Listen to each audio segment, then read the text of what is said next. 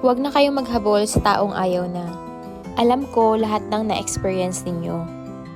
Alam ko ginagawa nyo to kasi mahal na mahal nyo pa.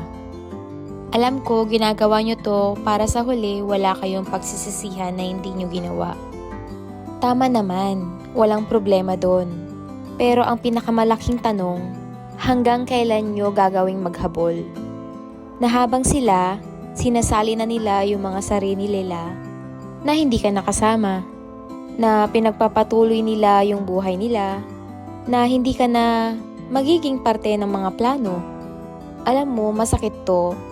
Kailangan mong isipin na meron ka ring buhay na kailangan mong ipagpatuloy. Gusto mo ba habang natutupad nila yung mga pangarap nila at nagiging maayos na yung takbo ng buhay nila, habang ikaw lugmok na lugmok sa nakaraan? Dahil pinangahawakan mo na pwede pa, baka pwede pang masalba, pero ang totoo, yung sarili mo lubog na. Kailangan natin tanggapin kahit gaano kasakit yung mga sitwasyon na hindi na natin kontrol at ipagpatuloy yung buhay na ikaw na lang.